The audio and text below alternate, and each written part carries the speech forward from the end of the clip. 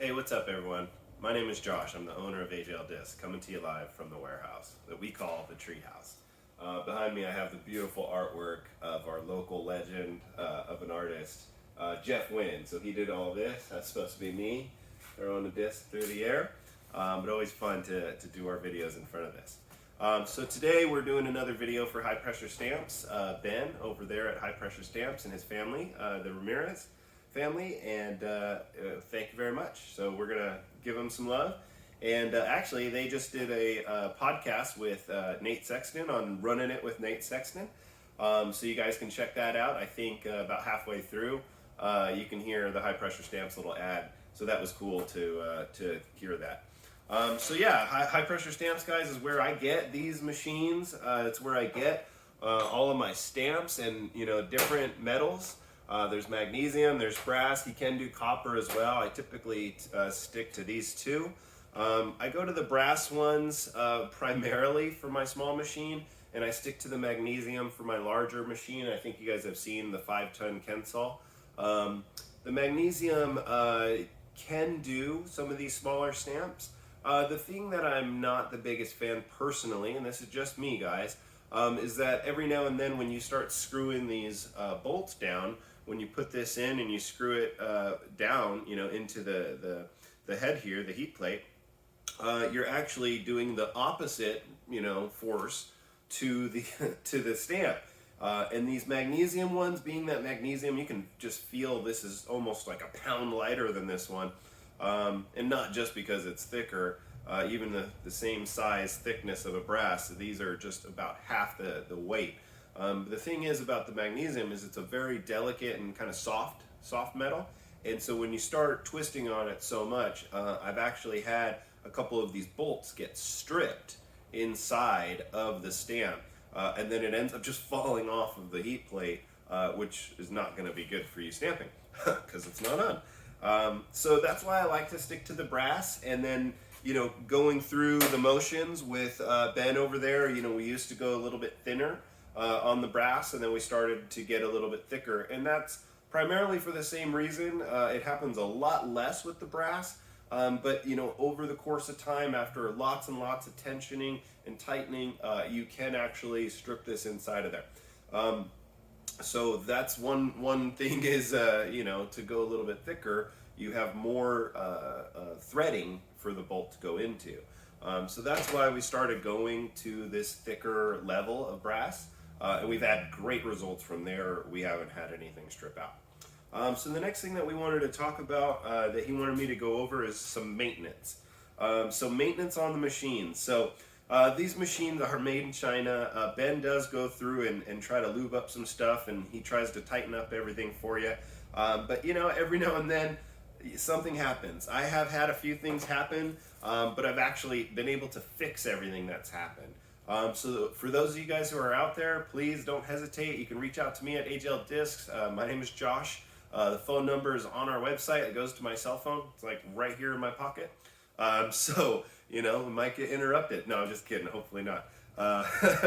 So the thing with these guys is, well, one, like for example, my handle here, the knob, was stripped and it didn't want to screw on, so I kind of made my own with electrical tape. But you know what? This is my tried and true, and it works. So I didn't want to change it and mess up anything. So I just kind of, it gives it character.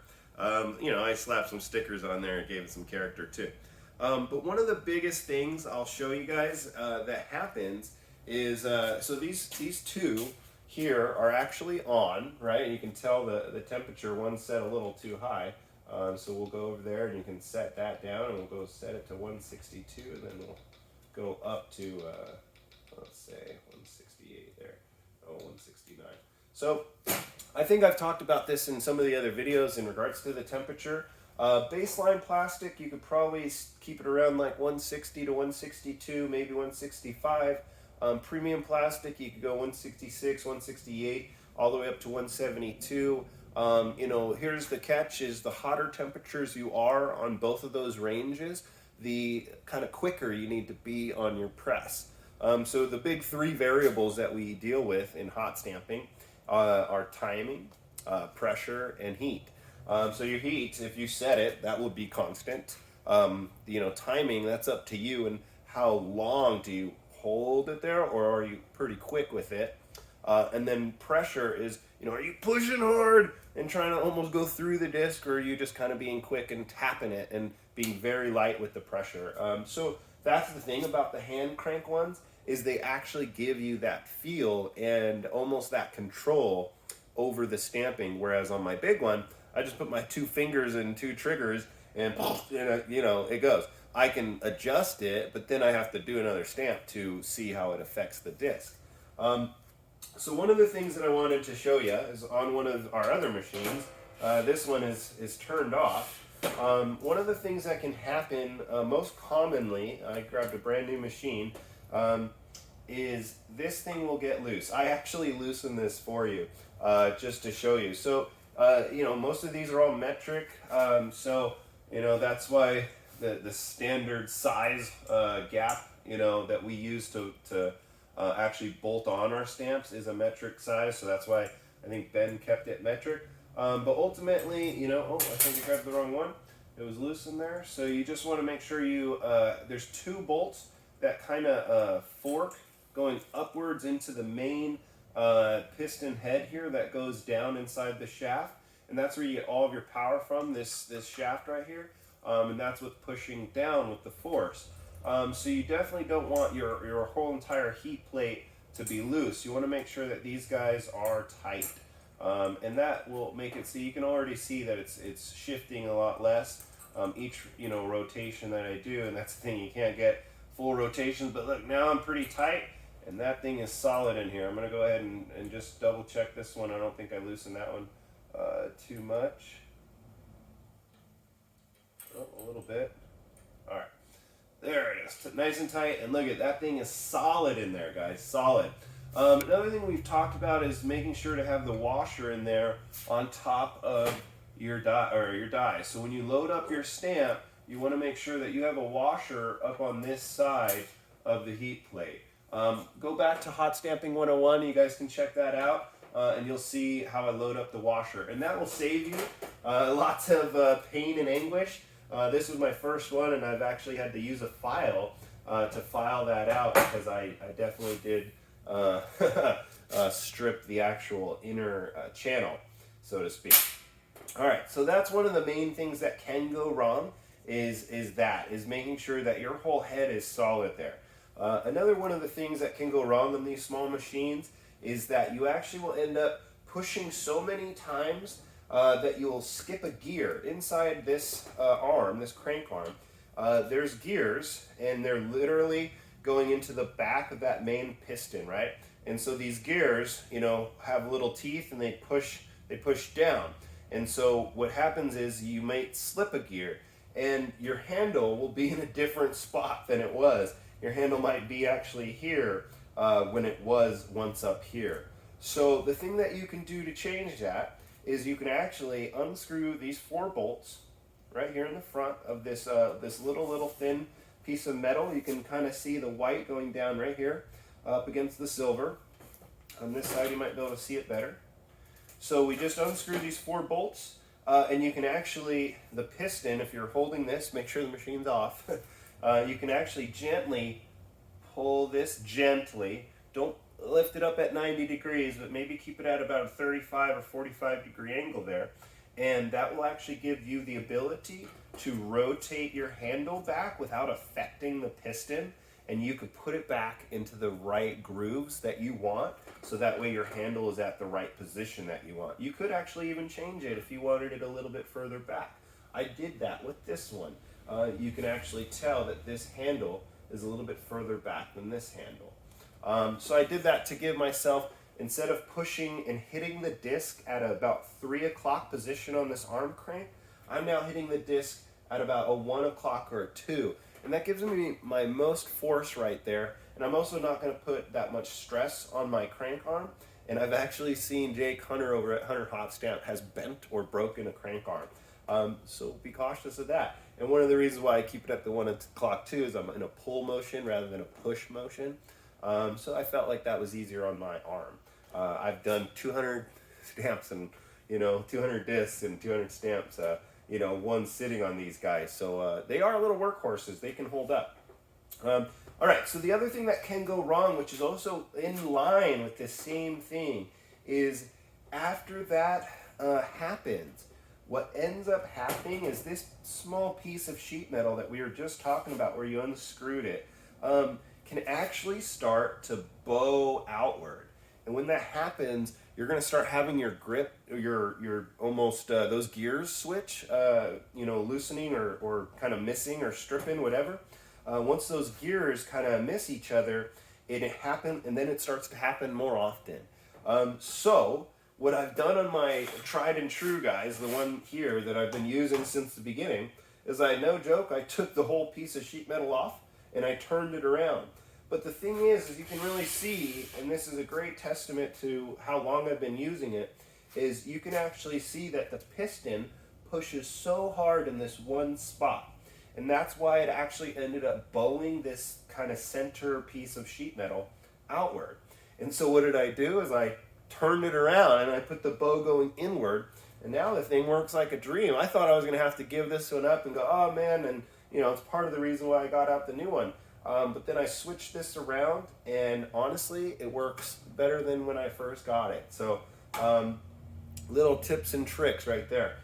So another one is basically you can tell right here is how high to keep the header. This is again still from a brand new position.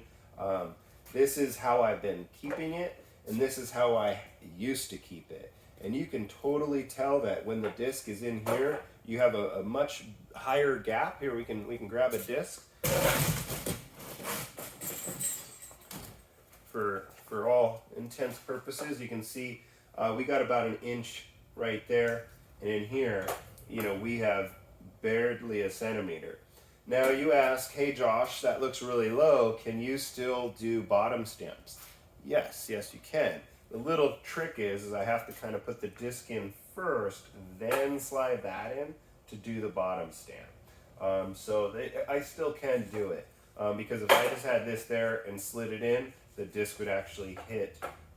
Luckily, this is a used one. It would actually hit the little stamp there. All right, so the other big kicker, things that can go wrong on these little guys, is not necessarily the stamp or the machine, but the actual stamp itself. So a lot of times when we're when we're new to this, we might be having it a little hot. We might be pushing a little hard.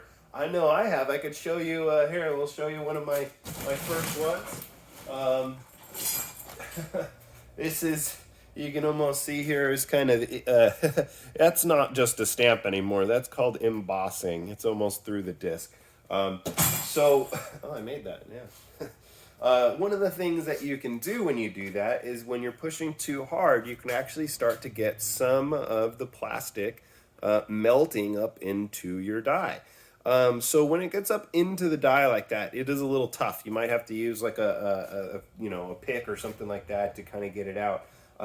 So then if you do anything where, here, I'll show you what it can do if you go really bad and you legit cover the entire stamp with plastic, essentially, where you stamp right into the disc maybe, and you're trying to do a ghost stamp. That's not how you do ghost stamps. If you ever want to do a ghost stamp, I could show you. That's another video. So one of the things that we do, guys, and you can kind of see, like, this one has been used. It's an old one. I use this one quite regularly. Shout out to Jesse over at Trash Panda. So we're going to just use him for display purposes here. I use this one. It is old and almost tarnished on the sides, but you can actually see the top of this is literally shiny and brand new. How do I do that? How do I keep my stamps that I use day in, day out looking so nice and fresh? Well, that's a great question. So it took me some trial and error, and I'm saving you guys some money. As I've shown you guys little tips and tricks on how to keep your stuff from sliding, I'm showing you guys all my secrets. I think one of the great, faults of any big company is that they, hoard their secrets and, oh my God, no, I'm never going to show you how I make my plastic. Well, guess what? We figured it out. And now we can all make champion plastic. This is for high pressure stamps. All right, so we might have to edit that one out. Alright, so one of the things that I did was I figured out that going electro-coated abrasive paper, right, a CW 2500 all the way up to a CW 3000. So these are what I use, and you can actually see I use this quite a bit. So if ever I have a little buildup or tarnish, I did this. This is one of my first ones, guys. So we're gonna see how the worst one I've ever had, how good we can get it. I've never even tried. So typically they're a little bit more like this patron one I showed you, and then I get them cleaned up and they're looking like that Trash Panda one.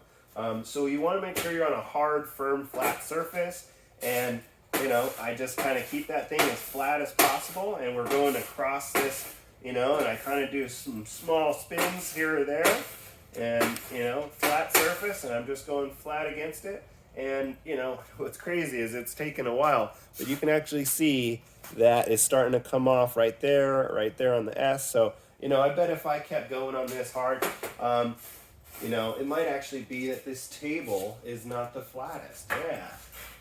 I'm gonna have to go back to my hardwood. You guys notice that's one of the reasons why I have this kind of ski, I call it, my skid plate or ski, because I have my two machines that I use day in, day out. I have them fixed. I have little screws in there, and then the feet just sit right on those little screws. Well, when you do it like that, then it's really solid on there. Now I can move this whole wooden plate, but ultimately these guys are really solid. And the only thing that you could really do is when you push too hard here, you could lift the whole thing forward. So I tell people, have your firm left hand on here while you're pulling down with your right hand. So here, we'll give a couple more on the wood here. We'll see, yeah, it's starting to come up. You can start to see, you know, got the S is almost done, the C almost done. So if I went hard on this, guys, I could keep cleaning this up. I might, being that this one, like I said, was my worst one, I might have to use a little bit thicker sandpaper and then go back to the electro-coated one here to finish it up. So I'll play with that one a little bit more. Maybe I could bring that stamp back, you never know. So that's one thing, you know, here I'll show you on a Trash Panda one. And I know this one's relatively clean already, but, you know, when you do this, it just has this really nice shine to it. And I'll tell you what, it's so dense, and Ben makes these so nice that, you know, taking a millimeter off, not even, you know, probably a thousandth of a millimeter off, you know, that it's not going to affect your stamp overall. So that's one of the big things going over them in regards to how you can properly and, you know, take care of each stamp that you guys have or get from Ben, because ultimately these stamps should last a lifetime. You know, my first ones, you know, you can see that was that stamp right there that I probably messed this one up in, is that Baobab right there. That's a first run Baobab that I keep in the sample basket for everyone to throw. And this, guys, was when I was trying it out. I think you may have seen some of my videos from a year and a half ago where the temperatures I was rocking were 240 and 350 at first, because on the big machine, we are using 350. So it's completely different than, you know, these small machines. We run these at 169, almost half. So, you know, it's definitely a different ball game, you know, than you know, using the big 5-ton stamps. And on that same note, that's where foil comes in, is having different foil. You know, there's different thickness of foil. So like a metallic foil is actually pretty thick compared to a matte foil. And then you have some of the specialty foils, which this one he calls the Tron, or, you know, it's like, I think it's called like 70s or 80s lines or something like that. But I call it Tron. It's reflective, you know, rainbow reflective lines. I think it's called lines, or 80s lines or something like that. And that one's super duper thin. It's like tissue paper. And then you have some really cool, you know, this is again a metallic green. You have a reflective diamond plate pattern. This is a holographic green, which is cool. And you have white matte, which is, it always works. I tend to use my white matte first. On the first stamp I pull on anything is white. So all you guys who watch for AGL news, if you ever see the white, that's usually the first one that I do. It's kind of like when Tesla does the red cars. No, I'm just kidding. Other than that, guys, I think, you know, that kind of wraps it up for little tips and tricks on maintenance. You can see that also this new one has the little thing add on here. I don't typically do that on mines because, you know, I don't usually have the 3-inch foil, you know, and when I do, I just cut a little strip. So this is cool, it comes with it, but it's not necessary technically. You know, I like to keep these how they come, and you know, I use the crap out of them. Oh, I just noticed this one's a little off. So you can unscrew the 2 screws in the back here, those 2 screws, and you would basically, you know, be able to adjust the face of this and get it a little bit back straight. That might have just happened for me constantly pulling on the right hand side, and it just, you know, is tilting a little bit that way. So one thing I did with, here I'll show you one of my first machines, and I think I did it on this one just to kind of get the measurements right, is I put a little piece of duct tape. So that way I can actually make sure that when I'm lowering this, it's at the right exact height, and it also gives it a little bit of support, so that way the flange of this is getting stuck on that duct tape.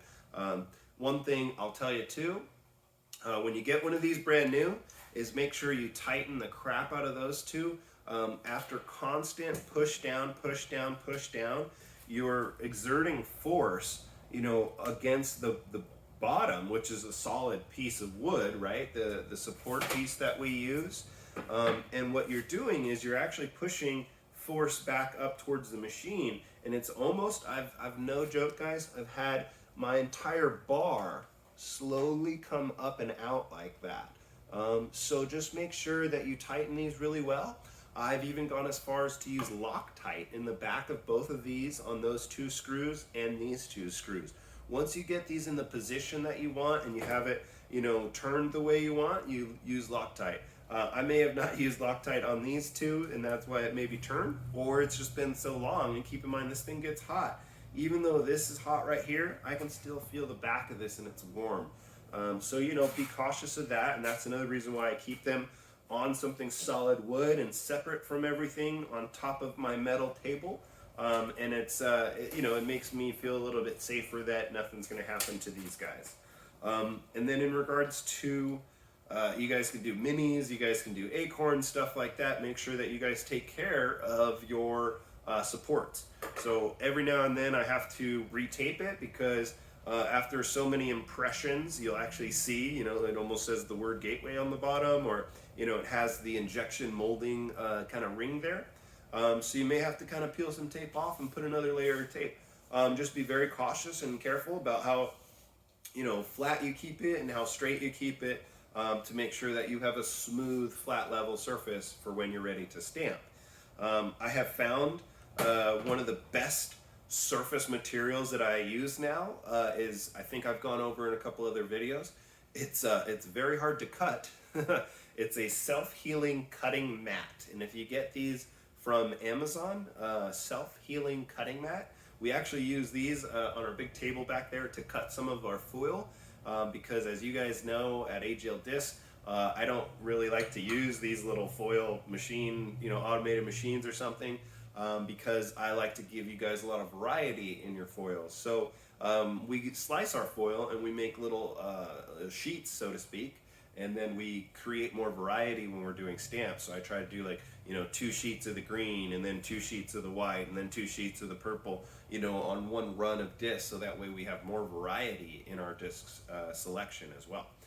So back to this though, what I have here is a self-healing cutting mat. And so we had, you know, one that was getting a little old, and I was like, you know what, I want to see how good that is, because it kind of had the same perfect little level of give to it, but it's also really firm, and that little bit of self-healing, which I think is that little bit of give. Honestly, we now, I use it on the big 5-ton stamp machine. I'm now using it on my better support plates. So that way it just creates a very solid entity, and you know, a smooth surface that your discs can adhere to. I still every now and then use a piece of the silicone heat mat if I'm having dropouts, especially if I'm doing, like, you know, 200 of one stamp. for a tournament or whatever, especially a mini stamp. You know, I might still add a super small layer of that heat plate, silicone heat mat, just, you know, underneath the stamp area where I happen to be stamping. And that's kind of just, I call it the landing zone. So, you know, it just gives me a little bit better landing zone. Yeah, so other than that, I think that kind of wraps it up for little tips and tricks. If you guys ever have, last one, I guess, little fuses. I have had a fuse blow on me when the power went out here in the warehouse. So you can be cautious of that. And they're very, very easy to switch out. On the back of these machines, on the right hand side here, there's a little screw that comes out and it says fuse on it. And it's really easy. It's just a little guy like that, and you plug it into the back of that. These all come with, I think, 1 or 2 extra, and then you just slide that guy right on back in and you screw that guy back in. You know, guys, I haven't really had any other issues besides the ones that I've gone over here with you today, and ultimately I can tell you that they all can be fixed. And if something that I've shown you maybe doesn't work right off the bat, you can give me a call at AGL Discs. The phone number there is 408-520-0250, and I'd be happy to go over it with you. We could do a Facebook, you know, video chat or something like that. So yeah, please just know that we're an open book, and you know, there's no point in hoarding secrets. You know, we definitely want to give out as much information as possible, and also know, yeah, that this was right off the cuff. I literally just walked in and did this. So I was calling Ben, and we were on the phone talking about his running it with disc golf, or running it with Nate Sexton disc golf, whatever, podcast, and yeah, you know, he was talking, and he said he'd want to have a video out to go kind of along with it. And then I just noticed I put one other thing over here I did forget to talk about. This is one of the best tools you can get, guys, when you're brand new to getting one of these new machines.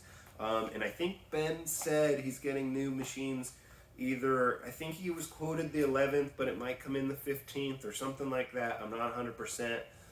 But, you know, stay tuned to his Instagram, and you'll see good stuff over there. So this is a digital caliper, right? These are, you know, to take exact measurements down to like the point 0.17, you know, hundredths of a millimeter. And I use this, right? Here, I'll show you. When I buy or get a brand new one of these machines, what I like to do is I like to make sure that each bolt head is actually the same distance. And you can get to the one in the back. You just might, you know, have to come around here to see the, okay, it's, you know, 49 point whatever. And then you can come over here and you could do the one in the front. Oh my God, it's 48 point whatever. Oh, so I need to adjust this one. The point of this, obviously I'm just kind of being crude here, is that you want to make sure that each head, you know, corner of the head, excuse me, is going to be the same distance. So that way when you're coming down on your stamp, you actually are bringing the same level of consistency on that stamp in a smooth, you know, kind of fluid pattern going down. If you don't have that, guys, what you might have is your stamp hitting the disc at I'm emphasizing the angle here, but you might have the stamp hit the disc at this, you know, too much of an angle here, or too much of an angle here, or this way or this way. So, you know, having it be flat and consistent is obviously going to give you your best stamp and minimize your dropout. So having a digital caliper tool like this, I'm pretty sure you can get these on Amazon for, I think it was like 20-30 bucks, you know, and they're very, very easy to use. There's this silver kind of roll here that you can, you know, pull back or roll, and you know, it's very, very easy. You can push 0, you can turn it off, you know, and I keep it at millimeters. Everything here is metric already, but I keep it at millimeters just because it gives you a very fine, you know, exact unit of measurement. I mean, the Egyptians used metric, you know. That's where it comes from. 1 water drop is actually 1 centimeter. Does anyone know that? A little tidbit right there. All right, so yeah, digital calipers, you know, making sure that your head is the right height, so you don't have too much gap. Like this one definitely has too much gap there. So the whole head has to travel really far before it hits the disc. Whereas with mine right here that I use, this is my tried and trooper day in, day out, it doesn't have to travel very far when the support is in there. It is almost hitting the disc already.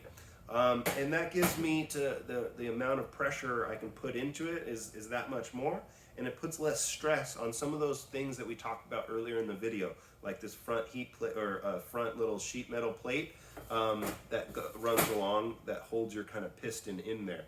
So that's a big one, and making sure that your head is tight, making sure that each corner on your heat plate is the same distance. And then making sure that everything on the back end is tight as well, because after lots and lots of pressure, lots and lots of times, that you're using the stamp machine, these will get loose, Loctite or not, it will. So the things that you can do, I've seen PBJ's die and disc, whatever, he got an actual clamp and he put it around the back, and I thought that was genius. So you can be creative with these things as well. They're yours if you have one. So just know that most of the things that you see and come into counter, that might be, oh my God, situation, they can be fixed, they can be dealt with, they can be addressed. And again, if you have any questions, please don't hesitate. Our phone number at AGL Disc is 408-520-0250. Thanks again, guys, and highpressurestamps.com. Thanks, Ben.